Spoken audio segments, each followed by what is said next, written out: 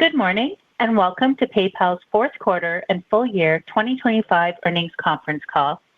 My name is Sarah, and I will be your conference operator today. As a reminder, this conference is being recorded. I would now like to turn the program over to your host for today's conference, Steve Winokur, PayPal's Chief Investor Relations Officer. Please go ahead. Thanks, Sarah. Welcome to PayPal's fourth quarter and full year 2025 earnings call. Our remarks today include forward-looking statements that involve risks and uncertainties. Actual results may differ materially from these statements. Our commentary is based on our best view of the world and our businesses as we see them today. As described in our earnings press release, SEC filings, and on our website, those elements may change as the world changes. Over to you, Jamie. Thank you, Steve. Good morning, everyone, and thank you for joining the call. Before we turn to our full year and fourth quarter, I want to address the leadership announcement we made earlier this morning. The board has appointed Enrique Lores, who was most recently our board chair, as the next president and CEO of PayPal, effective March 1st, to accelerate execution and bring greater discipline to how we implement our strategic priorities as we enter our next phase of growth. I want to thank Alex Chriss for his leadership and his many contributions to the company. It has been a pleasure working with him, and we wish him the very best. At the same time, we recognize as a company that our execution has not been what it needs to be. We have not moved fast enough or with the level of focus required, and we are taking immediate steps to address that reality. The board's appointment of Enrique reflects a clear commitment to strengthening performance. He is a seasoned chief executive who brings deep experience driving customer-centric innovation and disciplined execution, simplifying complex businesses and leading large-scale transformations. We are fully aligned on the path ahead. During the brief transition period through early March, as Enrique steps away from his role at HP, I will serve as interim CEO, and Steve will partner with me leading our finance function to ensure continuity and maintaining momentum. Effective immediately, board member David Dorman will take on the position of board chair. With that context, let's turn to our full year and fourth quarter 2025 performance. PayPal delivered solid 2025 performance across multiple dimensions, and I'm confident about our path forward. Last February, we held an Investor Day outlining our transformation strategy. 1 year later, there are elements working very well, but there are also areas pacing below our expectations, primarily within branded checkout, which I will spend much of my time discussing today. First, let me address the areas performing well. In 2025, Venmo revenue grew approximately 20% to $1.7 billion, excluding interest income. Total active accounts surpassed 100 million, accompanied by 14% growth in ARPA for our monthly actives. We've turned around our enterprise payments business, delivering 7 consecutive quarters of profitable growth and a return to double-digit volume growth in the fourth quarter. These two businesses were once small contributors to profitability. In 2025, they drove nearly half of our 6% transaction margin dollar growth. In Buy Now, Pay Later, we delivered over $40 billion in TPV in 2025, growing more than 20% year-over-year. Additionally, we've made progress building new long-term growth drivers, omnichannel, agentic commerce, crypto, and wallet interoperability. Where we haven't made the same progress is in online branded checkout. We've reimagined a product that had been stagnant and underinvested in for years, creating a new value proposition for merchants and consumers. But we were too optimistic about how quickly we could drive change and customer adoption across a massive global user base. The results are not yet where we expected them or want them to be. Let me update you on where we are, what is working, and the steps we're taking to get back on track. For the past few years, we have delivered consistent mid-single-digit TPV growth. However, in the fourth quarter, online branded checkout TPV grew 1% on a currency-neutral basis, down from 5% in the third quarter. The 4-point deceleration was more than we expected and was concentrated in 3 main areas, each contributing roughly a point or so to the slowdown. First, U.S. retail weakness. We saw pressure across our retail merchant portfolio, particularly among lower and middle income consumers. While part of this can be attributed to macro factors and a K-shaped economy, it's also clear that we need to do more to win with key merchants, particularly during high volume shopping periods. Second, international headwinds, particularly in Germany, which is one of our largest markets. Our German growth has moderated due to macroeconomic softness, normalization of our long-standing market leadership position, and competition from alternative payment methods. Third, deceleration in several high-growth verticals, specifically in travel, ticketing, crypto, and gaming, categories that had strong growth in the fourth quarter of 24 and continuing through much of 25. Cutting across all of these, we had operational and deployment issues that amplified the pressure. To date, our delivery process has started with building a better product and expecting merchants to adopt at scale because of conversion benefits. The reality is our merchants, especially the largest ones, have many competing priorities and require much more hands-on integration support than we anticipated, which has slowed our progress. Additionally, the combination of biometric adoption and competitive presentment have proven critical to branded checkout performance. So while challenges in the macro environment are real, we haven't executed as well as we need to, and our product deployment in the second half of the year was slower than we planned. Our analysis of our merchant base, competitive dynamics, and where we are seeing the strongest traction has sharpened our view of resource allocation for 2026. This work in branded checkout has brought 3 priorities into clear focus: experience, presentment, and selection. These are the areas where we see the greatest opportunity to restore momentum. We know that consumers engage more deeply and frequently when they have a frictionless experience. They choose us more often when our products are featured upstream at the point of purchase, and they habituate when rewarded through loyalty, marketing, and other programs. On experience, our focus needs to be on both ensuring a frictionless consumer experience through biometric and passkey adoption, and that merchants have upgraded to our target experiences. On presentment, we need competitive placement, including upstream buy now, pay later messaging and second buttons.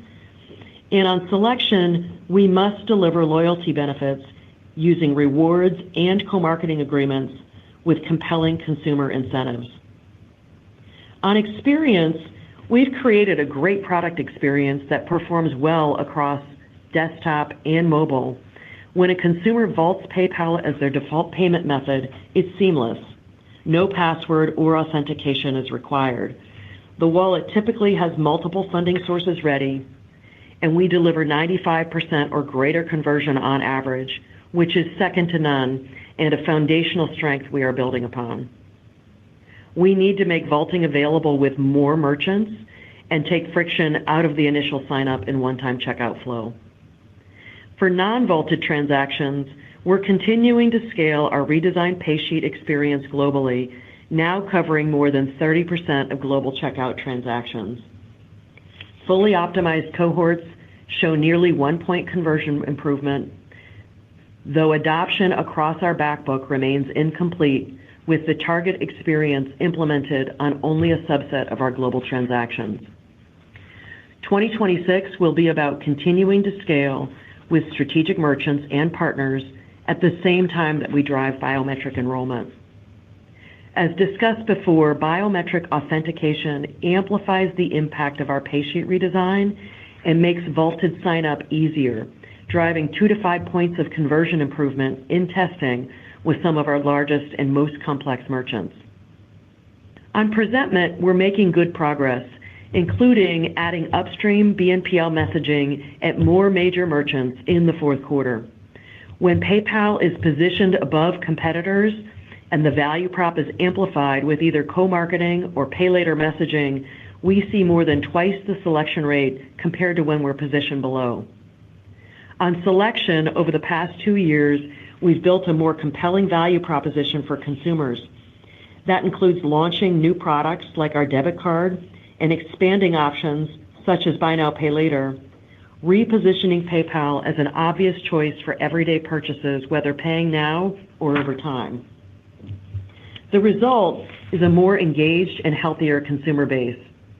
Power users, which are consumer accounts that transact more than 100 times per year, grew 5% year over year. PayPal mobile app use among online branded checkout users has increased from approximately 50% in January 2023 to more than 60% now, and we will drive that even higher by year end.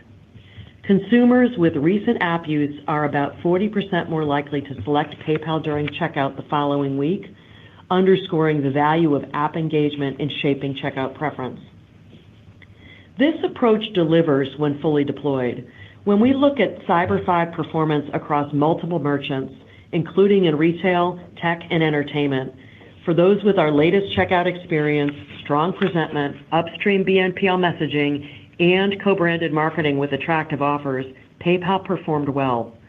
On average, those merchants delivered very attractive double-digit branded TPV growth, significantly outpacing their local markets. That gives us confidence that we have the right playbook. It's just not deployed in enough of the right places. Over the past several months, we've realigned our checkout teams with full ownership and improved operating rhythms to speed decision-making and execution. 2 themes will shape our efforts in 2026: focus and investment. This is one area where Enrique will really help. His track record of relentless, disciplined execution and performance improvement in complex business environments makes him ideally suited for this challenge. First, a relentless focus on the highest impact merchants. To date, we've been optimizing for every merchant, and that approach has slowed our ability to move quickly on what matters most. We're changing our approach to focus on strategic merchants, representing nearly 25% of our branded checkout volume today, but could be much larger. In January, we formed dedicated teams to implement improvements across experience, presentment, and selection for these merchants. Second, focus on implementing experience and biometrics together, not sequentially.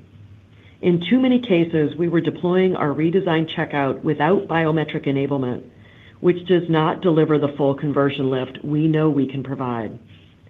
That's changing. We're now deploying experience and biometrics together as a package more consistently. When we integrate a merchant onto our latest experience, we will simultaneously run biometric adoption campaigns targeting their consumer base. We made good progress in 2025, but there is more work to be done. About 36% of our consumers are now what we would consider checkout ready, which means they have biometric authentication in our app or with a device passkey.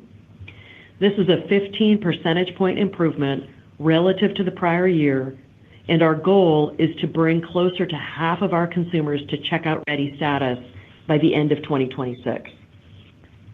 Third is a focus on presentment. It is just as critical as experience. As I mentioned before, when we secure competitive placement on a merchant site, we perform significantly better. It is early days in bringing BNPL messaging onto product pages, now visible to less than 15% of our traffic, but the data is convincing. When our buy now, pay later offerings are presented upstream and with a second payment button, we see more than a 10% lift in branded checkout volume.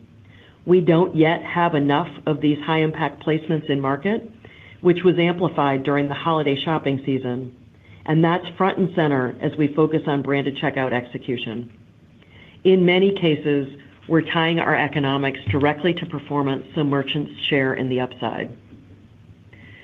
Fourth, a focus on giving consumers a reason to come back. Our checkout improvements help with conversion, but we can do more to drive repeat usage by combining rewards, buy now, pay later, and app-led engagement to make PayPal the obvious choice for consumers time after time. PayPal Plus, our rewards program launching in Europe and in the US in 26, enables consumers to earn and redeem rewards at checkout, creating the consumer flywheel we've been working to build. We're seeing early but still encouraging results from the UK launch late last year. In December, branded checkout TPV rose by mid-single digits year over year for UK users enrolled in PayPal Plus, and their overall PayPal TPV increased year over year compared to non-enrolled users. This was achieved almost entirely organically before activating marketing, which speaks to the opportunity ahead. In parallel, we're launching a brand new app this year, which will be a destination for buy now, pay later management, rewards tracking through PayPal Plus, and personalized offers, all designed to drive app engagement, which leads to a better checkout experience. From an investment perspective for branded checkout, we're striking calculated deals with strategic merchants that create value for both sides. Our approach helps them tackle their greatest needs, whether that's improving conversion, lowering payment costs, acquiring new customers, or co-developing solutions, while simultaneously modernizing PayPal's experience and strengthening our presentment across their channels. These are important investments to make. When more flagship merchants are live with full experience, benefits cascade. We accelerate learnings, refine our go-to-market, and unlock the brand halo effect from being optimized at scale on merchants consumers use most. Overall, we're focused on execution as we move through 2026. As our redesigned experiences scale, biometric adoption increases, presentment improves, and our rewards program and app drive the flywheel. We expect these initiatives to deliver improving results daily, weekly, monthly, and build over time as they reach scale and produce measurable impact. I'll now briefly cover the progress on our other growth drivers where we are seeing strong success: scaling Omni, growing Venmo, driving PSP profitability, and scaling our next-gen growth vectors. Despite online branded checkout challenges, branded experiences TPV grew 4% in the fourth quarter. We're live with debit or tap to pay in the US, Germany, and in the UK with positive initial results. Starting with the US, where the PayPal debit card was launched over a year ago, in the fourth quarter, TPV growth accelerated to over 50%, and MAAs grew by over 35%. We're happy with this performance and learning from and scaling what worked in the US to Germany and the UK, where we now have more than 700,000 debit card MAAs combined. This includes unique reward offers, marketing investment, in-app prompts, and making it easy to add the cards to mobile wallets. We're pleased with the initial progress of our Omni initiative and see a clear path to extending that success as we move through 2026.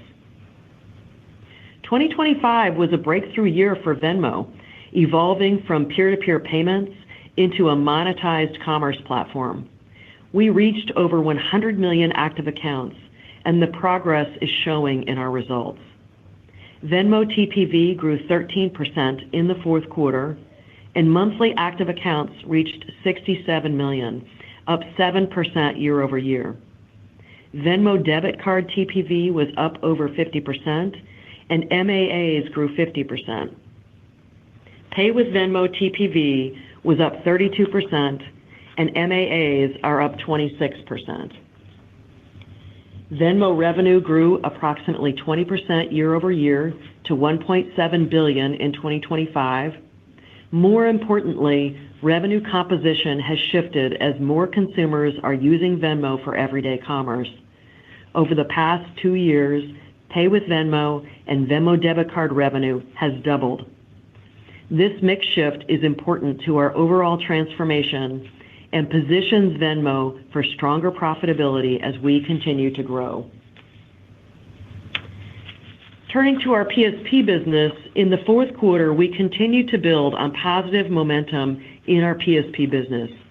Within enterprise payments, thanks to both progress on price to value and value-added services, we meaningfully expanded margins year-over-year, roughly doubling our net processing yield and significantly improving profitability. At the beginning of 2024, we had several value-added services but didn't consistently charge for them. We exited 2025 with 16 services that merchants are happy to pay for because they're designed to improve authorization performance or reduce costs.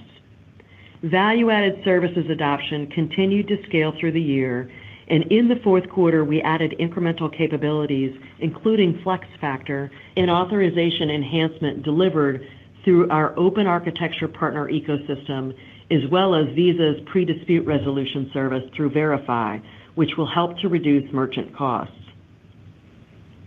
We took our first omni-channel enterprise merchant live through Verifone, expanding to in-store payments where 80% of payments occur, qualifying us for RFPs requiring both online and in-store capabilities. Going forward, because of our relationship with Verifone, we can compete for those opportunities and grow our share of both online and in-store volume. This is the realization of the vision we presented at Investor Day last year, and we expect to add new merchants and expand volumes with our existing ones as a result.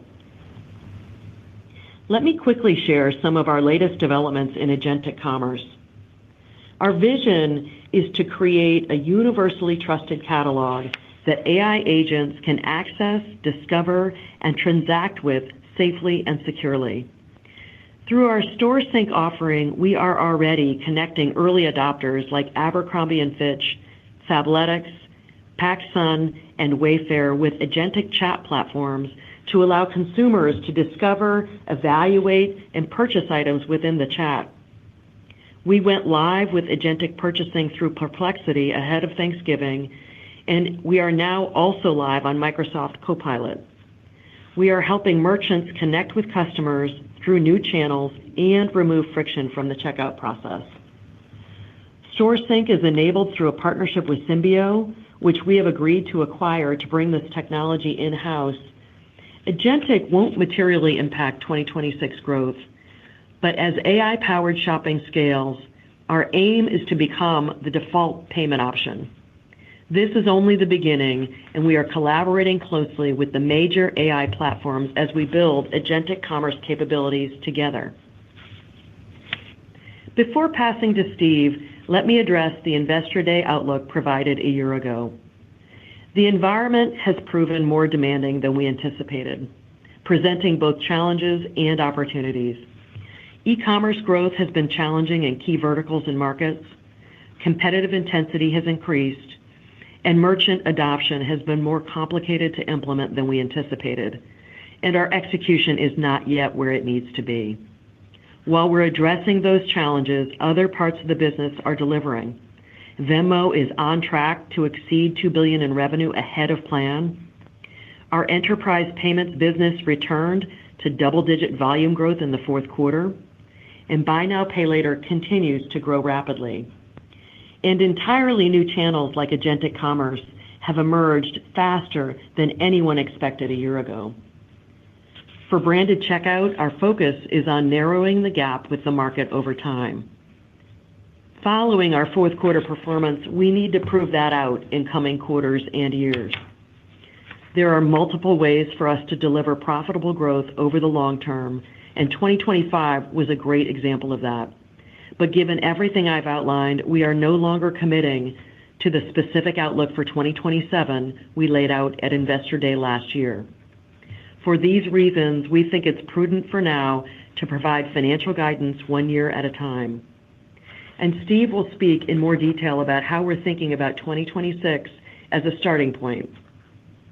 The strategy I outlined today focuses on 3 fundamentals: experience, presentment, and selection. And these critical changes to our go-to-market approach will lay the groundwork for a stronger, more competitive online branded checkout business over time. In closing, while we're not satisfied with our online branded checkout performance today, we are confident in the plan to stabilize and strengthen it. Importantly, we are executing with multiple competitive advantages. Our scale, our trusted brand, deep consumer and merchant relationships, and diversified growth drivers give us resilience and flexibility moving forward. As we continue transforming into a commerce platform, our focus remains clear. Drive innovation that scales, deepen engagement on both sides of our network, strengthen and unify our core infrastructure, and deliver sustainable, profitable growth. As Enrique steps into the CEO role, he will bring additional operational focus and discipline to priorities underway, and together with the right assets, strategy, and team in place, we believe PayPal is well positioned for 2026 and beyond. Steve, over to you. Thanks, Jamie. Moving to slide 9, TM dollars excluding interest grew 4% in the fourth quarter. The drivers of that growth were broad-based, led by strong credit performance, PSP profitability, Venmo monetization, and loss improvement across multiple products. This diversification was key in offsetting the headwinds to branded checkout that Jamie walked through. As a result, we delivered 6% TM dollar growth and 14% non-GAAP EPS growth for 2025. And we continue to have clear opportunities to drive durable, profitable growth in the years ahead. Moving to the fourth quarter and full year financials in more detail, total payment volume grew 9% spot, 6% currency neutral in 4Q, and 7% and 6% respectively for the full year, reaching $1.8 trillion. 4Q revenue grew 4% on a spot and 3% on a currency neutral basis. Full year revenue grew 4% on a spot and currency neutral basis to $33.2 billion. Non-GAAP earnings per share increased 3% to $1.23 and 14% for the full year to $5.31. Compared to our fourth quarter guidance, non-GAAP EPS came in 4 cents below the low end of our range. This was driven largely by a higher than expected tax rate and slightly lower than expected non-GAAP operating income, resulting from pressure on branded and the timing of OpEx. Adjusted free cash flow, which excludes the timing impact from the origination and sales of pay later receivables, was $2.1 billion and $6.4 billion for the full year. Turning to slide 10, we continue to drive deeper, more active relationships with our customers. Monthly active accounts increased 1% to 231 million.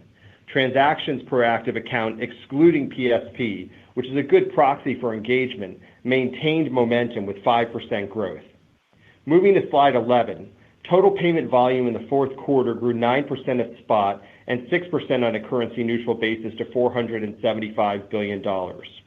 Working our way down the page, branded experiences TPV, which includes online checkout, PayPal, and Venmo debit, as well as Tap to Pay, grew 4% in the fourth quarter and 6% for the full year.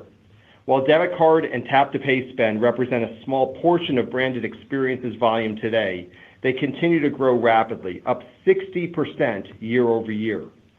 Venmo TPV increased 13%, marking the 5th consecutive quarter of double-digit growth. On an online-only branded checkout basis, volume grew 1% on a currency-neutral basis, impacted by the factors that Jamie discussed in depth earlier. I'll talk more about how we are planning for the current year shortly.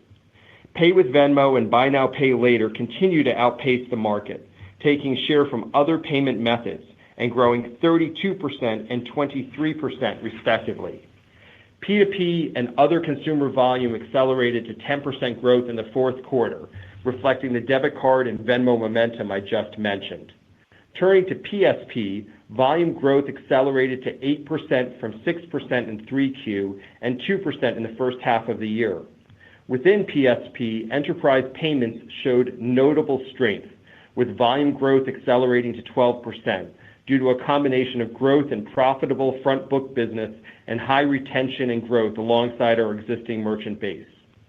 Driving higher attachment of value-added services will be a key focus as we move through 2026. Moving to more financial detail on slide 12. Transaction revenue grew 3% on a spot basis to $7.8 billion and grew 3% for the full year to $29.8 billion.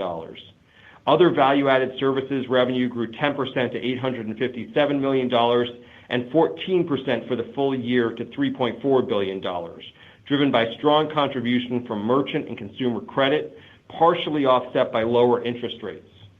Transaction take rate declined by 9 basis points to 1.65%.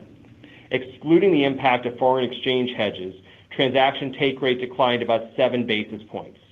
This output was driven by a combination of higher growth in enterprise payments, Venmo, and debit card adoption, as well as branded co-marketing investments. TM dollars ex interest grew 4% in the quarter and 6% for the full year. Growth was led by contribution from our credit and omni initiatives, improvements in PSP profitability, and Venmo monetization. Branded checkout flow-through was relatively neutral in the quarter, given the combination of lower volume growth and increased investment intended to drive engagement, habituation, and incrementality over time. Within volume-based expenses, transaction loss as a percentage of TPV improved to 6 basis points, a notable improvement compared to an average of 8 basis points during the first 3 quarters of the year. This outcome is a testament to our team's ongoing work to continue to improve and strengthen onboarding, fraud prevention, and risk management capabilities. Non-transaction related OpEx increased 2% in the quarter as we continue to actively manage our cost structure while reinvesting in key growth initiatives. Non-GAAP operating income grew 3% in the quarter to $1.6 billion and 9% for the full year to $6.4 billion. Moving to capital allocation. In the fourth quarter, we completed $1.5 billion in share repurchases, bringing full-year repurchases to a total of $6 billion.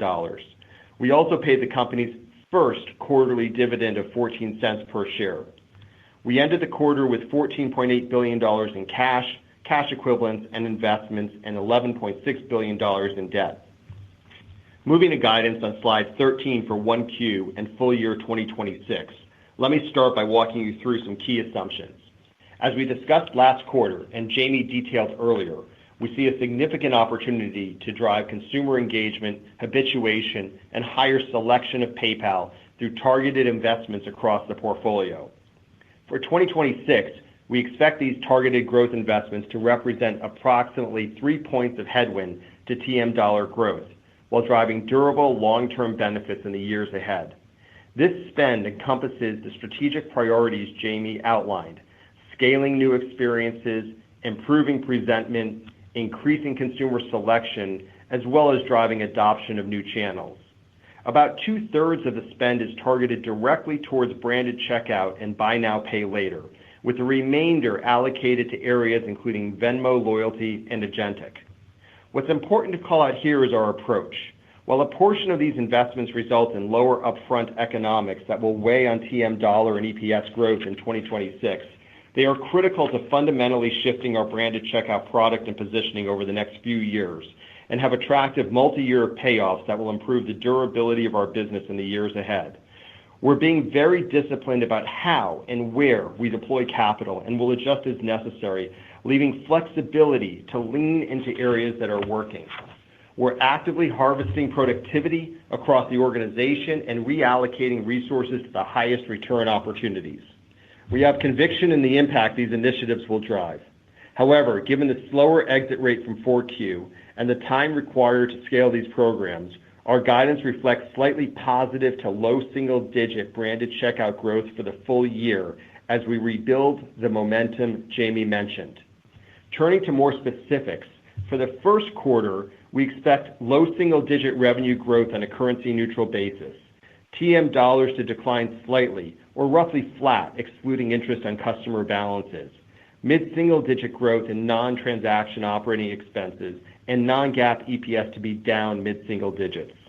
For the full year, we expect TM dollars to decline slightly or roughly flat, excluding interest on customer balances, approximately 3% growth in non-transaction operating expenses, and non-GAAP EPS ranging from down low single digits to slightly positive. Our guidance assumes approximately $6 billion in share repurchases and at least $6 billion of adjusted free cash flow. As Jamie discussed, we are no longer providing the specific multi-year growth outlook we presented at our Investor Day a year ago. As it relates to branded checkout, our prior outlook assumed a more stable e-commerce environment and a certain pace of product rollout and merchant adoption. Neither has materialized to date as we anticipated, and while we can point to a number of constructive indicators, it's hard to call the precise time frame when we will see an overall inflection for branded. Branded checkout represents over half our profit dollars, and we're confident the product, channel, and marketing investments we're making will drive improvement and acceleration over time. There are also multiple paths to deliver attractive growth. Venmo, PSP, omni-channel initiatives, and credit are all levers that can contribute to TM dollar and EPS growth alongside branded improvement.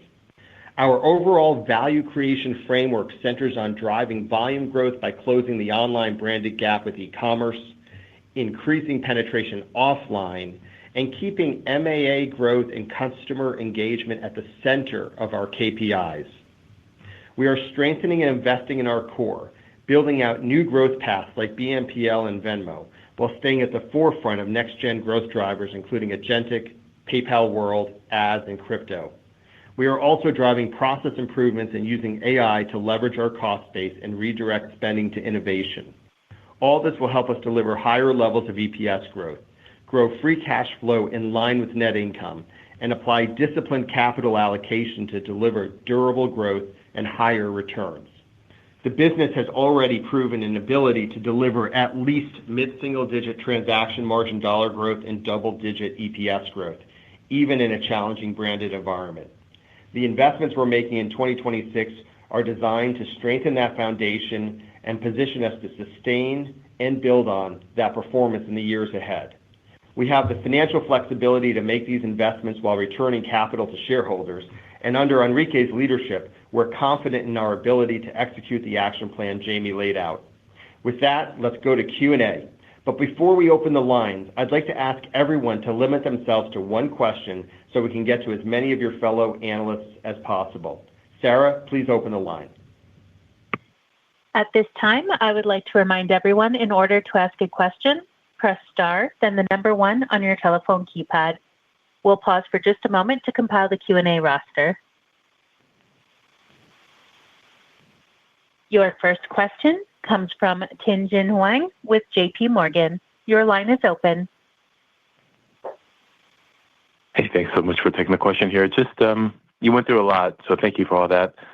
I want to ask on just the change in the CEO and the timing here, just maybe Jamie, or can you give us some assurance that the change is primarily to address execution rather than strategy? Because I'm getting questions from investors asking if there's still risk of wholesale strategy changes once Enrique comes in that could delay or extend the turnaround further here.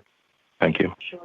Good morning, Tien-Tsin. So the board's decision is based on execution. You know, they have been discussing this for the past few months, and when you look at the company, there's really good progress across innovation and, you know, a handful of different areas in the company, and you heard us call those out in our prepared remarks. You know, having said that, our execution is just too slow. And, you know, both the board and Enrique have been deeply involved in setting our plans strategically and around our initiatives, and that carries into what our execution plan is in 2026. And so when you look at Enrique, you know, Enrique has a very deep track record in not only innovation, but operationalizing innovation at scale and driving really complex tech-forward transformations. And so his background and who he is around faster decision-making, clearer prioritization, more disciplined execution, which, you know, really, we need that leaning into branded checkout, I think is going to be very, very helpful. And I think the other accelerant here that will be good is, you know, having been on the board for 5 years, having been the chairman for the past 18 months, he just brings a level of depth and immediate context, which really should help shorten the typical cycle that you'd have in a new CEO coming on board.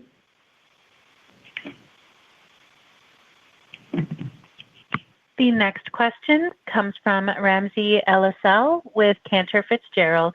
Your line is open. Hi, thank you very much for taking my question, and I second Tien-Tsin's appreciation about all the granularity here. It sounds like you're quite confident in your strategy around modern online checkout, and meaning you see the offering itself as pretty effective and compelling. The issue seems to be getting the merchants to engage and implement it. So how do you do that? How do you get them to adopt it? Is it a question of incentives? Is competition keeping them from engaging? Like, what can you guys do to sort of force the issue a little bit? Engaging with merchants really takes on a lot of different flavors. And whether that's a large enterprise, a small business, merchants want different things. They want to grow their business. They want to bring in new customers. They want to improve conversion. And so honestly, every single conversation we have involves a different strategy with respect to how we approach it. And that can range from really driving our merchant integrations to the latest integration and getting more conversion, combining that with our consumers on biometrics and passkey. It can really lean into upstream presentment around buy now, pay later, and again, more customer acquisition strategy, all the way over to how do we co-market together and how do we pull people in, customers, to engage and habituate not only around us, but equally importantly with them. And so all of that are parts of these discussions. When we've looked at what we've learned over the last several months, I think one of the big things we learned was that we have been trying to do this across all merchants all at the same time.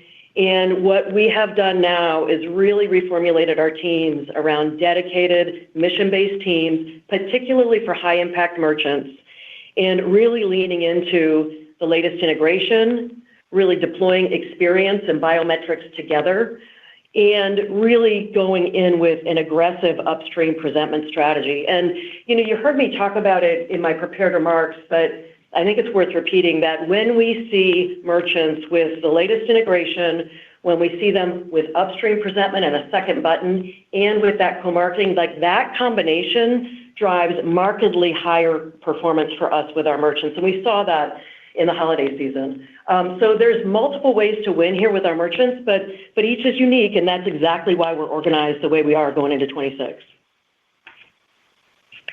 The next question comes from Darrin Peller with Wolfe Research. Your line is open.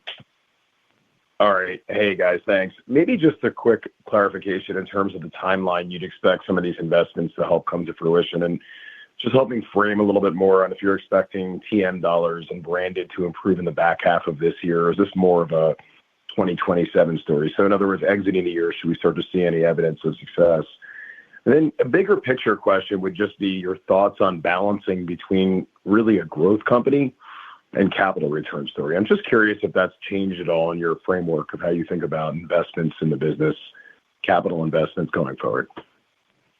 Hey, Darrin, good morning, and thanks. Why don't I tackle the first question on transaction margin, and then Jamie will handle the growth versus capital return part of the question. On TM, think about the full year. We talk about a slight decline. We talk about that really coming from a consistent contribution from PSP and Venmo, offset by the roughly 3 points of headwinds from those increased growth investments, and then also we have a 1 to 1.5 points of lower interest. There's a bit less contribution from Omni, given credit normalization and tougher comps, and then I would call BXO a neutral contribution, given the slightly positive to LSD growth we're talking about. This is pretty, smooth as we go through the year, in the sense that, you have our 1Q numbers that we lay out there. Those investments have already started, so they will hit us in 1Q and through the course of the year, as opposed to us calling for kind of a back-end loaded year. We're not doing this at this point, and I think we're going to need increased visibility from how each of these initiatives and the new incremental investments are performing. We learned a ton in the fourth quarter from the investments that we made, and those were incredibly helpful. We'll apply that through the rest of the year. Jamie? Yeah, and then Darrin, with respect to balancing between growth and capital return, listen, we've got a collection of really unique assets here, and our focus right now is on transforming this business and really growing the assets we have and investing organically. In addition to that, we've had a strong capital return profile over the last couple of years with $6 billion in buyback, the initiation of a dividend, and continuing that program into this year. The board discusses and is involved with our capital allocation strategy on a regular basis. And part of Enrique coming in really is to lean into continuing to improve and grow our businesses and doing that through prioritization, through better execution, and really being very choiceful about where we're placing our bets. The next question comes from Sanjay Sakhrani with KBW. Your line is open. Thank you. Good morning. I just want to follow up on some of the questions that have been asked. Maybe just a little bit more embellishment on what's included and embedded in the 2026 outlook, given it's a transition year. I guess when we think about the underperformance in branded volume, some of it's been the lack of upgrading merchants, macro, and then maybe others taking share. Like, which parts can actually turn the corner as we move through 2026? And then just on Tien-Tsin's question, is it fair that Enrique was involved in the process of sort of setting the expectation, so we shouldn't expect a big change after he comes on? Thanks. Why don't I start with your questions around 26, then I'll hand it over to Jamie for the second parts of your question around some of the branded and board decision process, Sanjay, and good morning. First, just running down the kind of P&L for a moment for 26 to give everybody that color. We talked about a slight decline in TM, ex-FBO, that's roughly flat. Call it about 3% increase in OpEx for the year. That gets you to non-GAAP EPS of the low single-digit decline to slightly positive, GAAP EPS of mid-single-digit decline, tax rate assumption, call it 19 to 21%, and then we provided the free cash flow story when you move over there. CapEx, about $1 billion or so. And then within all of that, OVAS about flattish for the year, low single digit, by the way, in 1Q. TEs at a bit of a lower rate versus 25, so call that about 88 bips or so versus 89 this year. TL in line with 25, so call that about 7.5 bips of TPV, and creditor loan losses of about 2.5 bips, which is another half bip or so. So those are the numbers. Jamie, do you want to hit on the kind of how to think about branded and then the board decision? Yeah, with respect to branded, as Steve mentioned earlier, when we execute on these investments, we have included the cost of the investments, but we have assumed minimal in-year benefit from those. And when you look at the traction side of it, certainly the changes we're making in go-to-market and traction around all elements of merchant integration, upstream presentment, all those different pieces will begin to gain traction as we go throughout the year. As we go live and merchants go up, we test, we start to see where we can adjust and pivot and optimize. But that will just continue as we go throughout the year. What I'm really excited about is Enrique coming in. I think the prioritization element here for us is really important. We have lots of good ideas. We love to do lots of things, and I think us getting laser focused on what to go after and where with respect to branded is going to help us get even more traction sooner. And then with respect to Enrique's involvement from a strategy perspective, look, he's deeply involved in it. He has helped shape and reviewed not only the capital allocation strategy, the investment priorities that support them, but also the 2026 guidance. And he is coming in focused on the acceleration of our plan and just continuity and building on the work of the team. The next question comes from Andrew Schmidt with KeyBanc Capital Markets. Your line is open. Hi, Jamie. Hi, Steve. Thanks for taking the question this morning. So obviously the branded checkout piece is a function of both the consumer and the merchant experience. Maybe you could talk about whether, and obviously you're addressing both pieces, but you think the shortfall is attributable to one side or the other. Obviously heard the slowness in terms of the modern checkout experience, et cetera, but I'm curious if there's, attribution more on one side versus the other. And then just if you could drill down on the consumer side, just core PayPal trends, account acquisition, TPA, PSP trends, and then also the need to perhaps drive a more holistic experience versus the transacting experience on the consumer side. Maybe talk a little bit about how, all that's resonating. Thank you so much. Sure. Let me talk a little bit about the first part of your question, then I'll turn it over to Steve for the account trends and some of that, and then I can talk a little bit about loyalty and some of the other programs that we're really focused on in 2026. With respect to branded checkout, in the second half, we began to see some slowdown really in September, and that really persisted into the fourth quarter. We saw weakness in U.S. retail. People have talked a lot about K-shaped economy, and we're really a middle-income demographic as it relates to the PayPal brand. And so certainly we felt that in a slightly more pronounced way than others. We've had moderating international growth, including in Germany, and deceleration in high growth verticals. We've had really strong growth over the last 18 months in places like travel, ticketing, crypto, gaming, things like that. And not only did we have tough comps, but those slowed a bit in December as well.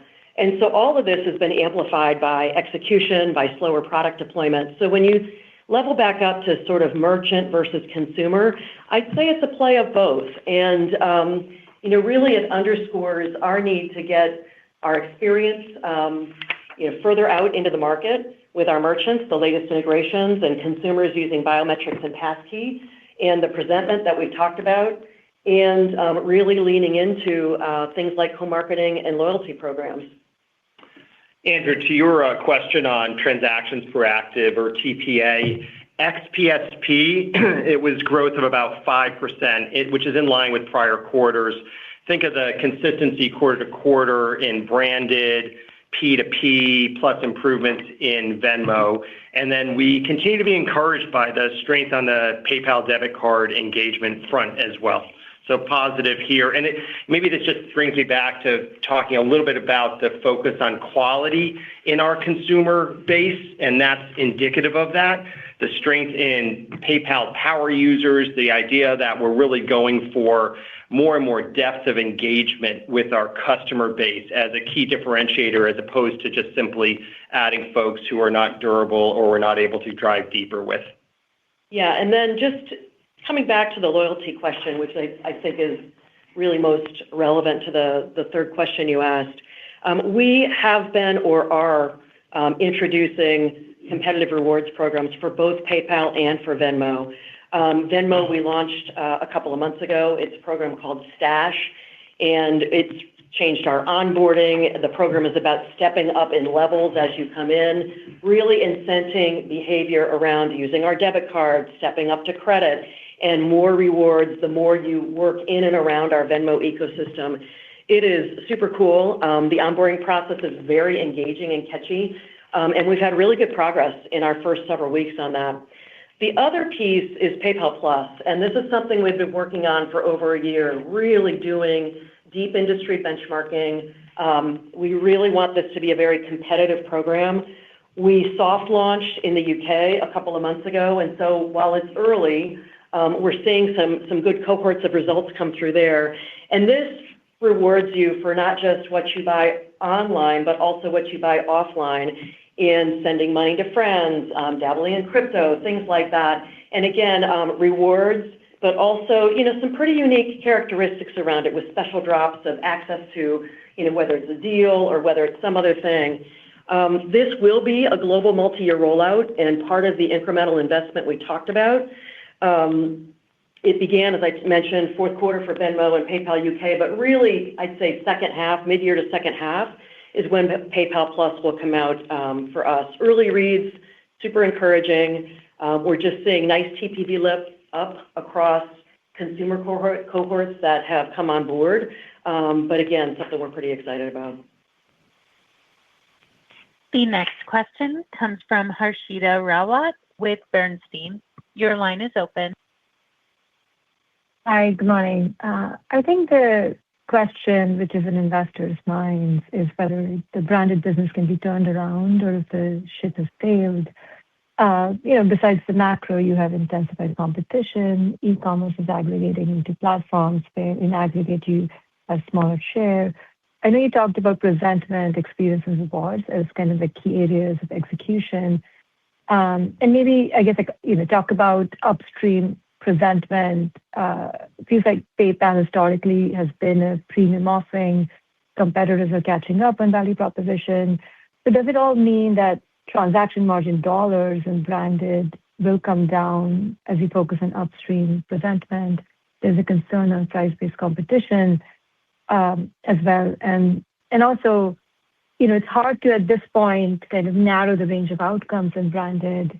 I know you talked about Venmo and PSP profitability. Can PayPal grow earnings if branded doesn't improve from here? Thank you.